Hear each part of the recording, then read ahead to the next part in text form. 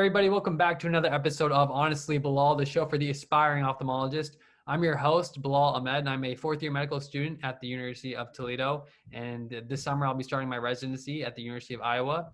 This is a show for the aspiring ophthalmologist where I sit down and talk with medical students who are interested in ophthalmology, residents who are training in ophthalmology, and current ophthalmologists in the field today. So I'm super honored today to be joined by my guest, Dr. Grayson Armstrong. Grayson is a fellow in teleophthalmology at Massachusetts Eye and Ear Infirmary. Also, he's a clinical instructor of ophthalmology there as well. So Grayson, thank you so much for joining me. I'm really excited to talk to you. Thanks for having me, Bilal. So Grayson, I always love to ask people what got them interested in ophthalmology and more specifically, their origin story. So tell us about what got you interested in ophthalmology and really also what from your story do you think is, some helpful tips that any medical student who's out there or maybe a current resident or trainee or someone like me who's about to be a resident, what they could learn about that journey and something that you really learned along the way? So my path may be like some others in that I had a personal experience with ophthalmology and eye stuff, right? And so personal stories make it easy to kind of understand what a field's all about. My sister had a crossed eye as a kid, and so she went to pediatric ophthalmologists her whole young life. And so I had 3 siblings. We all went to the ophthalmologist together. And you can imagine how much of a terror 4 kids running around an ophthalmologist office can be. Honestly, thinking about it now on the other side, it's like terrifying to think about. But this guy was a pediatric ophthalmologist. He was really good. He was this tall dude that wore a bow tie. He would sing, play cartoons, and was really interactive with all of us. So I loved going to the ophthalmologist office as a kid. After all that said and done, I get to high school, I like science, and I get to college and I still like science. And I, had kind of started to give up on science and went towards like more of an arts route because I was a music major. But then on a whim, I was like, well, maybe I'll just try one more chemistry and one more bio just to make sure I'm not missing out on something. So I did, and I loved it. And then I shadowed a family friend who was an ophthalmologist in my hometown of Charlotte, North Carolina. He took me to the OR and I got to watch cataract surgery, and he took me to the clinic and he let me look through the slit lamp and taught me a little bit about how the cranial nerves work. And I thought it was fascinating. I mean, it's like the best of all worlds. So I was hooked at that point. Went through college and finished out knowing that I kind of wanted to be an ophthalmologist, applied to med school knowing I wanted to be an ophthalmologist. And I went through trying to keep an open mind. And I think that that's important for people that are in med school currently. I mean, you never really know what's going to strike your fancy, and people always change their minds. So don't get your heart dead set on something and be against any other field. But I went through things like peds and I went through things like OB-GYN as if I was going to be that thing and trying to like live their life and see what it was really like. But at the end of the day, all the things I liked about general surgery, all the things I liked about internal medicine, it was all found in ophthalmology. So I just, stuck with my gut, went with it, and I've never regretted it a single day. Awesome. And then also, you stayed on after completing residency for the chief year at Mass Eye and Ear, and you were in charge of teaching the residents and really overseeing all 24 of them. So what is some advice you have for people like myself or incoming trainees about how to be a good resident? What have you noticed in the best residents who you've worked with are some qualities that they show? Yeah, I mean, they're all great residents, and I'm lucky to have worked with all of them. As a bit of background, Mass Eye and Ear and just a few other programs let 1 resident per year stick around for an extra year. And that year you are an attending and you're teaching and you're doing surgery and you're kind of bringing all the residents under your wing and trying to get them up to speed on what ophthalmology is. It's a unique opportunity to teach and to lecture and to do surgery and to teach surgery, which is actually its own like skill set.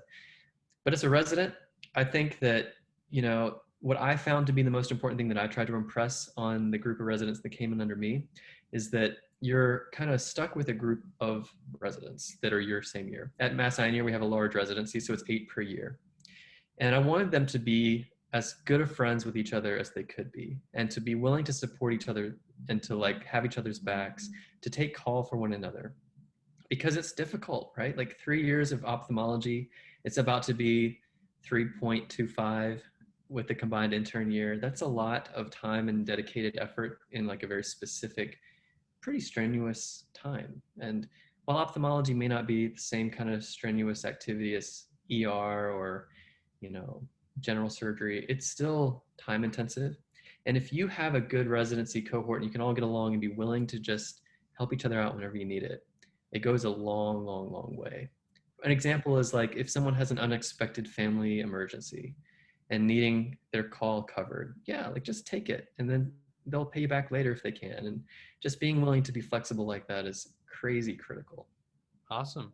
So, going from there, now you're in your new role as a fellow in teleophthalmology at Mount Sinai again, and that's a new position that was created for you. So tell us how that kind of came to be, and really what your role in telemedicine, teleophthalmology has been, what you see as, the future for that being, and what trainees should know about telemedicine, teleophthalmology, those terms, what they mean, the definition of them, and what we can learn about that process that you've been going under. Yeah, so telemedicine is obviously now like a passion of mine. It didn't always start that way. So, as a bit of background, I was going through the medical school application process at the time that the Affordable Care Act was created. So, 2009, I'm studying for the MCAT, working long hours, doing my Princeton review. And meanwhile, they're physically creating the Affordable Care Act. I was in North Carolina, which is a relatively conservative state for college. And so people around me, the physicians, were all quite worried about what this meant for the future of healthcare. Some physicians would go so far as like, this could be the end of like healthcare as we know it. We're all screwed. Fast forward, I get to Brown Medical School, which is quite liberal in a state, Rhode Island, in the Northeast. And everyone was like, this is the best thing that's ever happened to medicine. This is the craziest thing. Like, we're all going to win. Patients are going to have a great time. So very different stories, very different narratives. And I didn't know what the truth was. And I had no idea about policy at the time. So I kind of got interested in what it all means, how health insurance works, how the healthcare system is structured. I don't come from a medical family, so I had no real idea how this all kind of works. And one thing led to another. I got very involved in health policy and public health. I got a public health degree from the Harvard School of Public Health to focus on health policy. So all this stuff kind of like led one thing to another, right? Right. At the end of the day, I kind of married my interests in public health, healthcare policy, international work, because I love to travel and do international stuff if I can, and ophthalmology. And like, where does that all come together? Well, there's quite a few. You could do international mission work, right? You can do work in AI. You can do epidemiology stuff. But all of that comes to bear on in telemedicine. And I realized that there was a huge need to bring better telemedicine to patients where they need it. Again, back up a tiny bit. So I talked about a public health degree, right? When I got my master's of public health, we had something called J-term or January term. It's a 1-month period where you can take a very intensive class. Some people did it on classes at the school, but I decided to take a course that was international in the Middle East. Right. When I was doing this month in the Middle East, we basically went on a mock UN mission trip to Jordan and worked with Syrian refugees and the government to reformat their refugee policies in the area. Now that's a crazy large task. And I got to meet with the Prince of Jordan and talk to him about the way that refugees should be, a lot of stuff. One thing I noticed when I was there is that a lot of patients came across the border with facial trauma and eye trauma. But because these refugee camps are so close to the border, you can't convince eye doctors to be there all the time, 24/7. And some of these patients really needed 24/7 care. And I thought, how can these patients get what they need when they need it most? Being that I'm already at that point interested in ophthalmology, because I did my MPH between 3rd and 4th year of med school, I was just thinking about, maybe we can create a device that kind of goes over and like scans their eye and like tells the doctor what they need to do. Seems easy enough, right? Like, it's 21st century, we know what's up. Turns out that's not easy to do, because I started a company to try to do that, and we've been working on it for years. But the whole idea of telemedicine came kind of from all of those moments combined, and it just goes to show that like your interests will kind of morph and grow. I got to follow my interest and intrigue in public health and health policy, kind of led me down a road towards international health, which led me towards telemedicine, which kind of led me towards this fellowship. And it wasn't a straightforward path. I never planned on it. Right.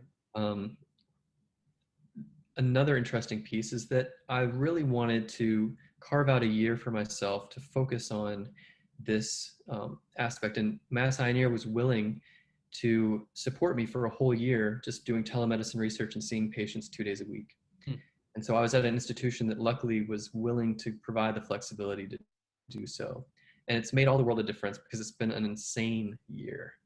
Awesome. I could talk about this forever, but I'm going to try to keep it like as succinct as possible in some ways, because I came up with the idea of a telemedicine research year and clinical year 2 years before COVID happened.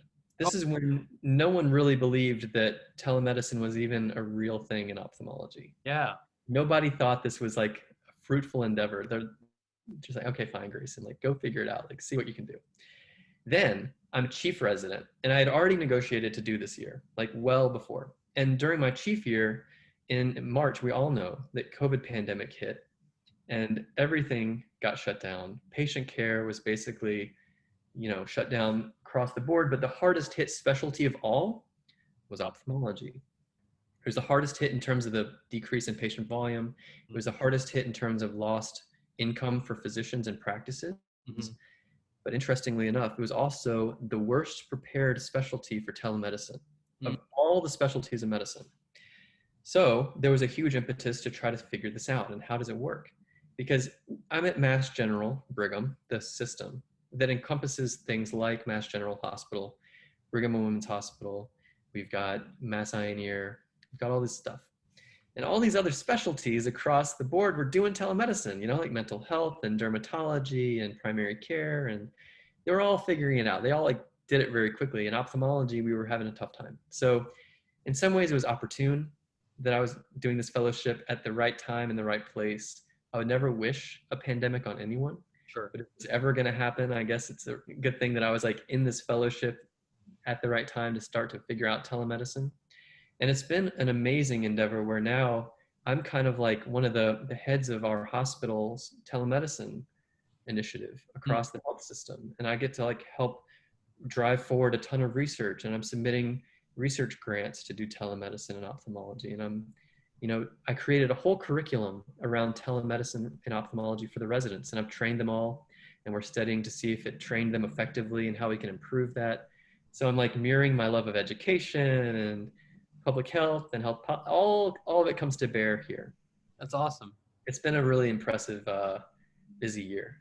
Very cool. No, and I've seen, you talk in Clubhouse a lot, and I know you're part of the IT club, and that's spelled EYE, and then T as in, T is a drink. But I know that you that club on Clubhouse as a moderator, and you guys do a great job talking about advancing topics and telemedicine and all these other forms of digital revolution that's part of medicine now. And I just think that's really interesting that you kind of let your passions blend together naturally to let this happen. Timing was right for you, and became a path forward. So, with this fellowship, do you plan on, and I'm guessing telemedicine will be a niche for you for a while. I mean, do you see that being a part of your career for not just your career, I'm sure hopefully all of ours, but do you see that being something that you would like to continue to instruct on and be in that role going forward as a leader in the field? I mean, I hope so. Opportunities will arise, and you just kind of see what happens and comes your way. You have to be reactionary to some degree. But the fact that I've dedicated so much time to trying to figure out telemedicine, hopefully I'll have some role in trying to continue to drive it forward. To get to one of your earlier questions, it's worth remembering that ophthalmology is a very exam-heavy specialty. And there's even a joke sometimes where you can have a patient come into a slit lamp and just not have them say a word. And if you're astute enough in your exam, you can figure out what's going on. And it's so exam heavy that if you could digitize the entire exam, it should be possible to do high quality telemedicine. It's just that those tools right now, like a fundus camera, cost $15,000 to $70,000, depending on how fancy you want it to be. If you want to get a pachymeter, even just for the front of the eye, that's a couple $1,000s. A pressure sensing Tonapen is $1,500. This stuff is not ready to be put into a patient's home. Yeah. And so how do you do telemedicine when you have to get the tools to the patient where they are? Or do you bring the patient to you? Or how does this work? It's really kind of confusing. You have to take a lot of, it really forces a lot of innovation and hard thought about how to make this work. Fair enough. Well, I mean, hard challenges come, bring out sometimes the best answers and the best innovation and creativity. So I'm sure you'll be someone who helps figure out the answer to some of those problems. And, branching from that, you mentioned policy and your involvement with, something like that, and also your international work. And, I'm about to start residency, and the mid-year forum just was a few weeks ago, and part of the American Academy of Ophthalmology. And going forward as a trainee, advocacy is something I want to get involved with, and I know that you've been a part of not only advocacy but also policy making. You sit on the board of the trustees for the American Medical Association. So, what is some of your advice, about how to get involved with policy advocacy? How did you get interested in that? At what point in your career, was it college, medical school? When did you get interested in these organizations and that sort of path? And what's your advice for being fruitful in terms of collaboration and being timely but also effective in those endeavors that you have for us? It's worth remembering that we only operate in a system that's defined by regulators and legislators, right? Medicine exists in the United States because someone made it that way, right? Someone allowed the insurance companies to exist. Someone allowed physicians to practice the way that we do. Someone defined the amount that we're paid. All of those decisions are made by not me, but someone, somewhere. And if they don't know the physician's perspective, then their decisions will never reflect the needs of our profession. Okay. So I did not know this going in. This isn't like wise me looking back at little me and saying like, please Grayson, like figure out like how to change the system. Because you come into medical school, at least I did. I was like, okay, medicine is what it is. I'm going to learn it. I'm going to do it. It's going to be fine. But then you realize that it's not so black and white, and you can make major changes and influence the way that things are done. So like I said, I came into medical school. The Affordable Care Act was being created, or just passed actually, 2010, I guess. And I had no idea how insurance worked. So I went to a lecture at my medical school about health insurance, sponsored by our school's chapter of the AMA. Then I realized that the AMA is a really good tool to just learn about policy. So I had no idea. Then I go to one of their national meetings and I learned that they have people in DC 24/7 whose job it is to, advocate on behalf of physicians and fight for changes that they see as important. That's pretty cool. Yeah. As a med student, as a physician, I can't be in DC every day telling legislators what I think. There's no time. But organizations like the AMA do have those resources. And what's cool is that the organizations like the AMA will listen to people like me. And, they don't take my word as truth, but like the membership of organizations like the AMA can drive the changes that those people, those boots on the ground, will advocate for. Sure. So I figured this out early on in medical school. I thought that this was the most amazing tool to try to influence the healthcare system. And now I'm very lucky to be the board member, one of the board members of the American Medical Association. I'm a board member of our state society. I've been, in offices with Congress people and talking to people in the FDA and all sorts of cool stuff. And it's not something that I would have planned. It's just continue to follow some random passion that I had. That's awesome. And, I think that's something that we can all kind of contribute to and hope to contribute to and use our voices, because as going forward, as medicine is changing and evolving with time, not only in telemedicine or you mentioned, global health there a little bit earlier as well. There's times for us to get involved at the local level, national level here as well to, just start to learn and figure out what we can do to make the specialty better. Those of us who are in it or hope to be in it, that's our responsibility as well. So Grayson, let's finish up with something fun. I know you're a big music guy. I know that you like to play guitar. You mentioned to me earlier before we got on here that you play you spend an hour a day doing non-ophthalmology or research-related activities. I think that's really healthy and awesome. So talk to me about music. How long you've been playing? What do you like to play? I know you play guitar. Anything else you play? And any advice for any aspiring musicians out there, I guess? Well, for all of you future musicians on Honestly Bilal, just know that it's a long road too, just like medicine. But it's so I was really into music as a kid. I sang in choirs and stuff in my church.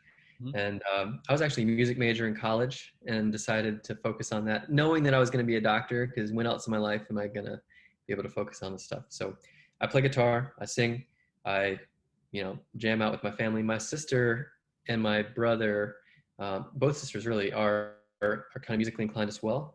And so we call ourselves the Far Partridge family, because we're all over the East Coast, and we'll send little music files back and forth and record on top of each other and just like dabble and play. And it's pretty fun stuff. So I think it's important to just have a break from the daily grind. It's easy to get sucked in and make it your life in 24/7, but if you have no gap and no separation, it can be very mentally exhausting. So my gap happens to be guitar. For you, it may be, writing poetry, or maybe it'll be going on jogs or going exercise, whatever it is. So we've all got our thing. Awesome, man. Well, hey, it's absolutely an honor to get to know you, talk with you more on here. I've heard you talk in Clubhouse. We've exchanged words there a little bit before. So before I let you go, tell everybody about IT and your guys' discussions on Clubhouse and where people can find you on Twitter or if you're on social media. Yeah. So Clubhouse is obviously a pretty amazing app. It's basically like a live podcasting platform. And the Club IT, which is spelled EYE space TEA, is a group that's just for ophthalmologists, basically, or eye-related specialists. And you can come hear about talks that are generally information technology heavy, things like telemedicine, artificial intelligence, novel technologies, technology and international health, all sorts of cool stuff. So we'd invite you we tend to have 2 talks a week, one on Thursday evenings generally, and then one on Saturday, either afternoon or evening. Come pipe in, listen in, chime in. We're welcome to have people join the stage. We have some pretty cool guests sometimes. We just had the cataractcoach.com physician, and he's been kind of a mainstay of my education. Having him on there was kind of mind-blowing. So it's been fun, and I'd encourage everyone to do it. There's also another app I want to plug. It's called Ophthalmic Acronyms. One thing about our specialty is that it's acronym heavy and no one knows what we're talking about in our notes. Like ODOS is hard enough, right. But then if I'm using like the terms PEE or like OSA or like who knows what else, it's difficult to read. And there's an app that I helped create with 2 other people. Yale Fisher is a retina specialist in Manhattan, and Nimesh Patel is a new retina attending at Mass Eye. Right. And the 3 of us created this app called Ophthalmic Acronyms. We crowdsourced hundreds, if not thousands, of acronyms and put them in this app that you can download for free on either Android or Apple phones. And you can look up the acronym and get the word, or you can look up the word and get the acronym, and back and forth. And it's super helpful. Personally, I'm on Instagram as Grayson Wilkes, WILKES. And also, I think my Twitter is also the same, Grayson Wilkes. So that's awesome. I appreciate you, taking the time to talk about, broad range of topics. You're definitely a visionary leader in the field, and you're someone I look up to, and a lot of others do as well. So thank you so much for taking the time to do this, and hopefully we stay connected and collaborate some more in the future. And, hopefully we get to meet in person someday. Absolutely. After this whole pandemic's over, hopefully. All right. Sounds good. All right. Well, you take care. Bye-bye.